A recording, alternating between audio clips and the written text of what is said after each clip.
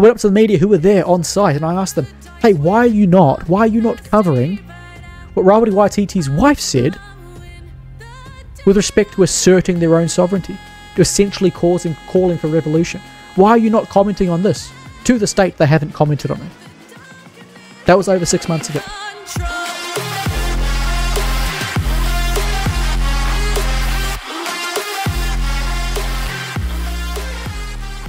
Harawa te takaroa whakaponotia is the call to our people.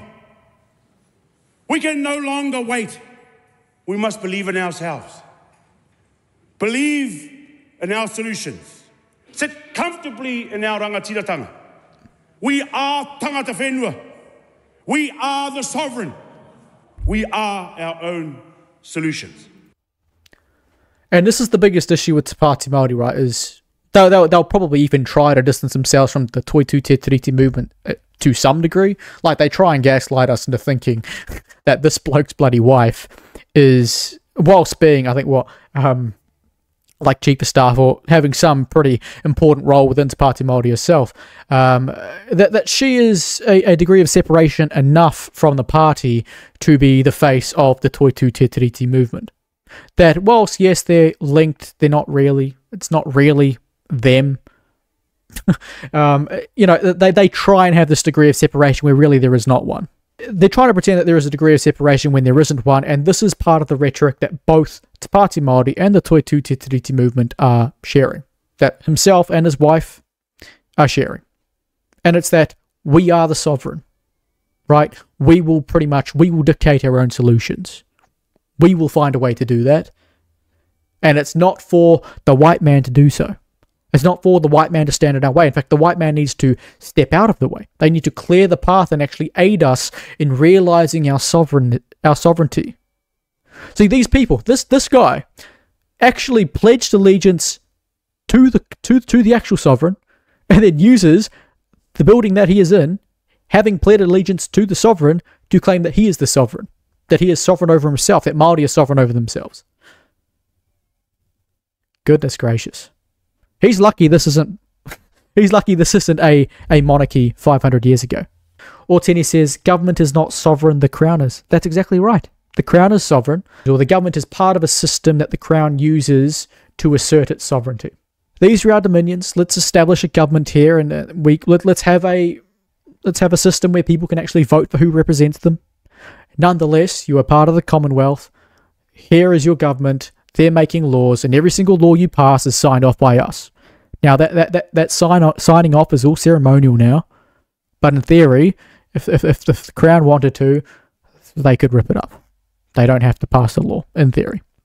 In practice, that's not the case. E taku iwi Māori e, we can no longer wait. Hei aha te takaroa. For Pākehā to fix our problems and dysfunction that they have created for our people. We have now become impatient, very impatient, and angry, and so we should. Righteous anger is our right, and we need to channel it into our own solutions and well-being. Hei aha rawa te takaroa, whakaponotia. Believe and know who we are. Hei aha rawa.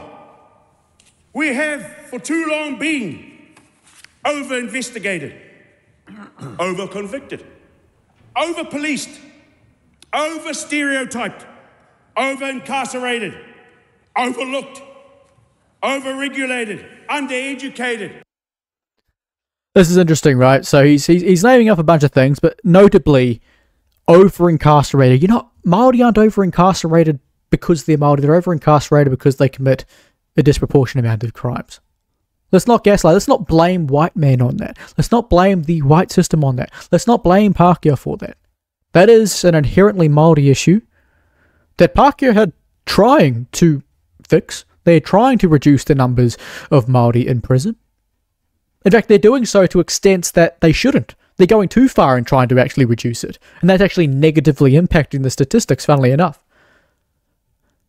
And yet he's under this belief that the white man's responsible for it, and that this is justification to have Maori assert their own sovereignty and go about it their own way.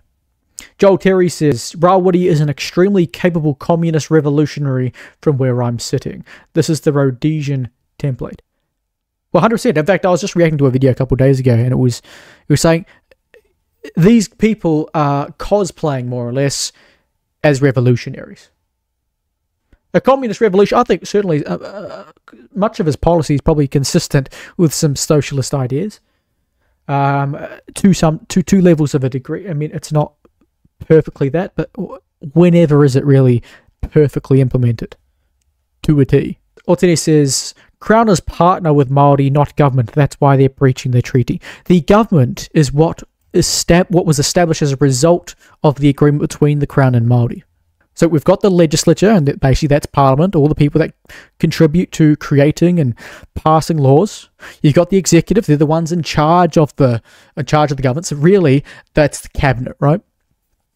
And the Prime Minister, notably. And then you have got the judiciary, right? And that's our courts and all of that. They all work together through the separation of powers to run the country on behalf of the Crown. They are an extension of the Crown. They are like an extra pair of hands, or 3 extra hands. They are effectively the Crown, whether you like it or not. That's why when we look at things like debt, we'll say core Crown net debt. That's why they are called ministers of the Crown, because they are representing the Crown. They are appointed by the Crown. You know, they aren't elected by the Crown, but they are appointed and accepted by the Crown. All of the laws that are passed are, again, signed off by the Crown. All of it. So they are an extension of the Crown. This is they are breaching the treaty because they're trying to do things when only the Crown's allowed to do things. They are doing this all on the Crown's behalf because they have the authority to do so based on what the Crown has allowed. Winston Peters is the only one that can keep these clowns in check. Exactly. And I was sitting here, I was watching the news, as I can't sometimes do because people in my family watch it. And he was like, it's funny that these two are always going at it, New Zealand First and Te Pāti Māori, when they're both basically just two Māori parties. It's effectively right. And I said, yes, you've got the sane Māoris over here, and you've got the insane Māoris over here, right?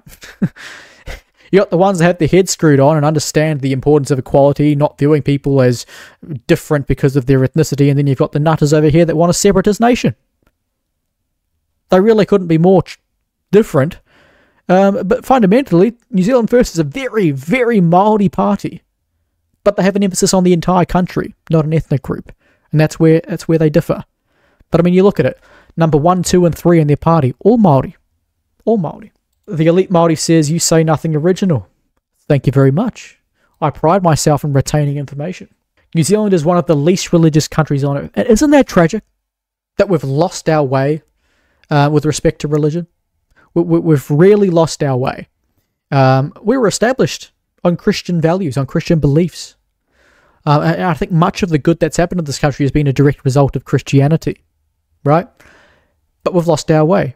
People are rejecting Christianity, rejecting religion, except, of course, the religion of wokeism, the religion of progressivism.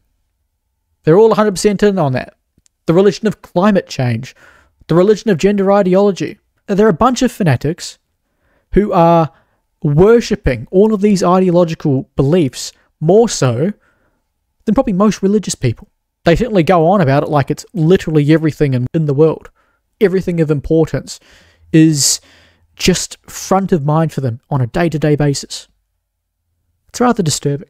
Avery 007 says, the Pāti Māori is a disgusting party that fuels racist division in New Zealand. As we say, it is only when you cut the cancer from the body can the body heal and flourish.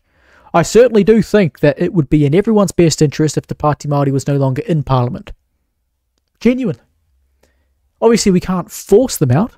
And that's what Avery says. Anyone can vote for any registered party, but only those with mental issues vote for Te Pāti Māori. Exactly. Only the mentally disturbed ones. Joel Terry says redistribution is fine for folks in the ruling class. The Marxists never apply their redistribution to themselves. Exactly. They just keep everything and then they redistribute everyone below them as well, right? That's how it goes. Undervalued, underclassed, assimilated and subjugated in a racist and white supremacist system. to make tangata whenua more like settlers, like Europeans, like Pākehā, just second-class ones. Our goal is to ensure that... She quickly, notice how he calls this a racist, white supremacist system, and it's all designed to make make Maori like white fellas, really, but second-class versions of it. Yet, you'll note he'll never ever be able to provide an example of policy, legislation, even many examples in history that haven't now been amended that actually support that theory. It's all complete nonsense as revisionist history.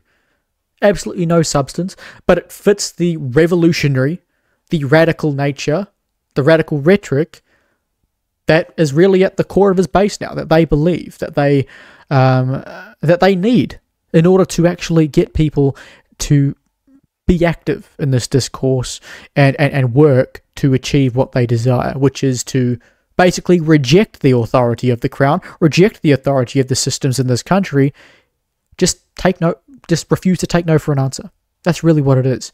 And this will all lead up to a certain point where one day they'll just say, hey, look, we've already established that we declare our political independence. We've already established that we want to create our own Māori parliament.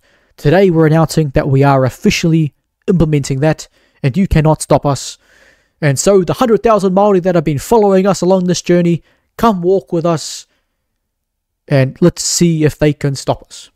That's more or less what's going to happen. That's the end goal here, really. That's the only logical thing, or only logical way forward for them, based on the direction they're going. It'll get to a point where one day they just wake up and say, okay, people, all of our followers, we no longer recognize the sovereignty of the crown. We no longer are going to recognize any of the laws, any of the systems. Do as you please. We are now our own people. If they want to try and arrest you, tough, we will stop them. We will refuse to comply. That's the natural progression of this.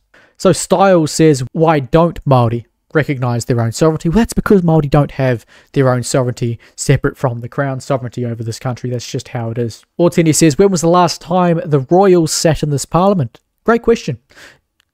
You should investigate, you should ask yourself, and do a little bit of research as to why the carpet in parliament, in certain rooms of parliament, are certain colours. Do a little bit of research as to why they are the colours they are. Why is the carpet in the room that Rawiri Waititi on our screen is standing in, why is it green? Do a little bit of research and it might shock you. You might have learned something for the day. That this is a one-term government. Everything the light touches in his is our dreams. kingdom, except that shadowy part over there. And ensure we grow more members who are unapologetic, unfettered, unbridled, and unseated Māori political voices here in this kāwanatanga space. Hei aha rawa te takaroa whakaponotia. Being the only tangata whenua movement in this house means that the weight of our Māori nation sits solely on the shoulders of the 6 people that sit here in this part of the house. One of the easiest ways we can do that is that we need more of our people to enrol onto the Māori roll. For the first time, Māori on the Māori roll now outpopulate Māori on the general roll. Congratulations to our people. This is showing the new breed of Māori coming through. The kohanga reo generation has arrived. 70% of our people are 40 years and younger.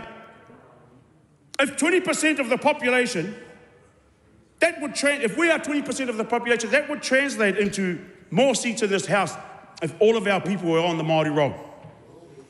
18 to 20 seats. But because we have people still on the general roll, Māori people on the general roll, we get half of what we should be getting, which is 7 Māori seats, and when in actual fact, it should be 14. See, this is an interesting thing he's going here for, because Te Pāti Māori, their long-term desire is their own Māori parliament, where none of this really matters. There'll be a Māori role, sure, but it'll be more of a, you are now part of the Māori system. But they acknowledge that in reality, they may not actually get any of these desires across the line, and they also want to try and appeal to a more moderate base, or at least a more, rather than a base, but rather a more moderate audience.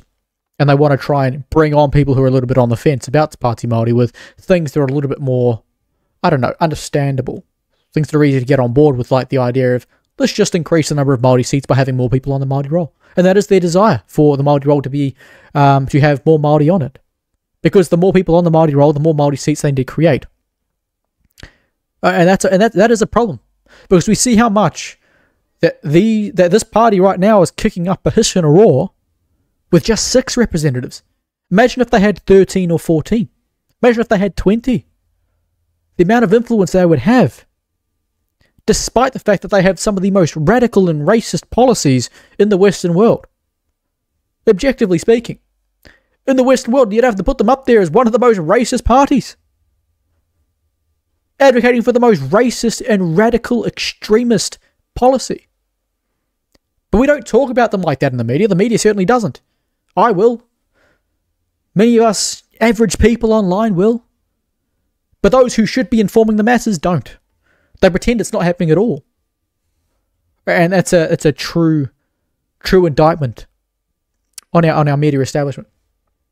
And that's why, as Simon Anderson likes to put it, they are our vestigial media. What's the end game, says Levi. It sounds like Davidson. Yeah, well, I mean, that's the thing. The Green Party are very, very, very, very aligned with Te Pāti Māori on much of this stuff. Because they're progressives. Progressives don't think with their brains. They think with their emotions. Or they use their emotions, and they use the idea of justice as the driving force, even if what they're advocating for is inherent injustice. Right? That it's unjust, generally speaking. They don't care. They will implement injustice to correct what they view as an injustice. As I said, they don't use their brains. Otene says, they're Maori, not racist. You do realise being Maori doesn't exempt you from being racist.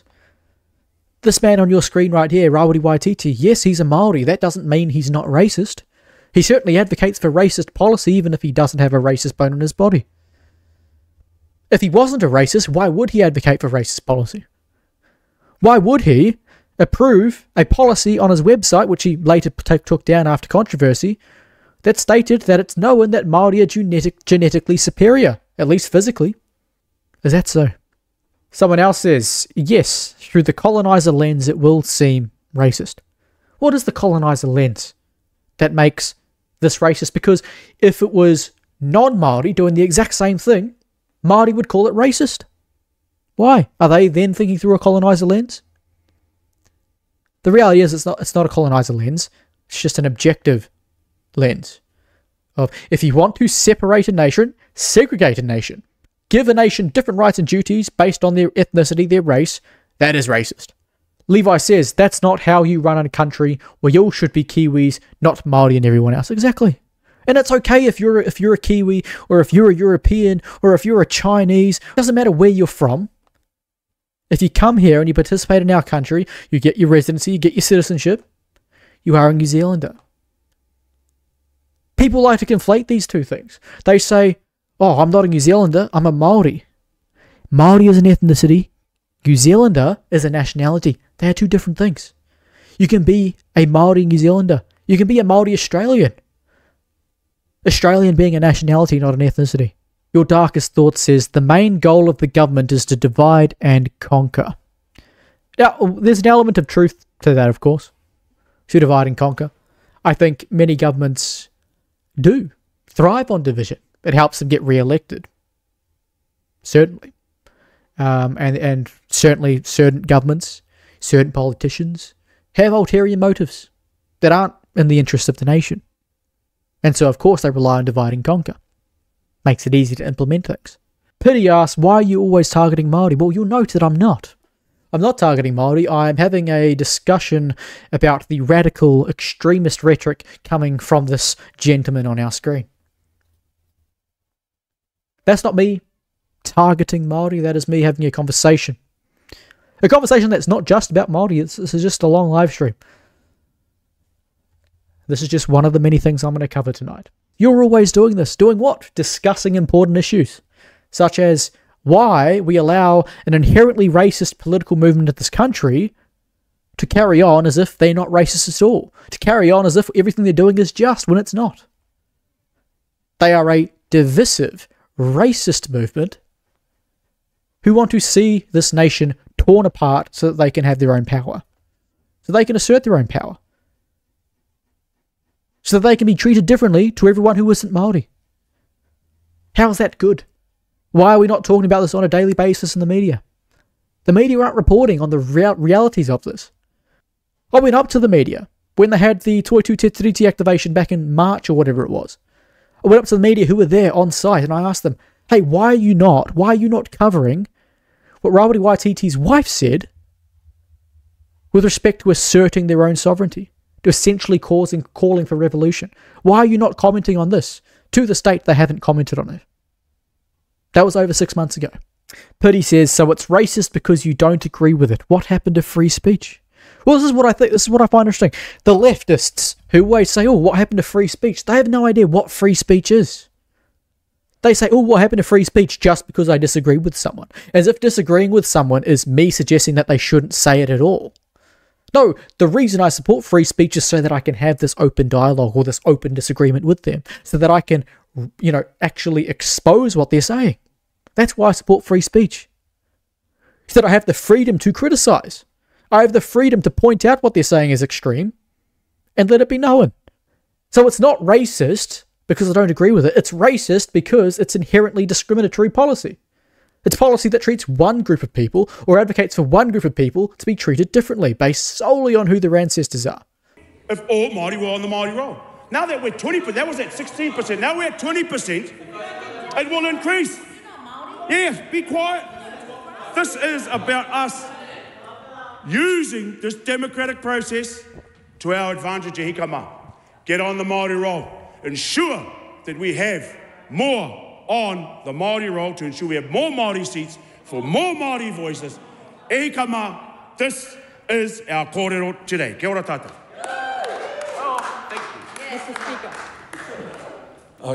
Cool on. So in short, what that video was about was Rawiri Waititi saying that Māori should assert their own sovereignty, but at the exact same time should all join the Māori roll so they can have more seats in Parliament. So a little bit contradictory in that respect, because they want to assert their own sovereignty while it's also promoting the idea of participating in a system that is only existing because of another group's sovereignty. So hey, whatever. It's slightly contradictory, but it's whatever. They don't exactly have coherent policies as it is.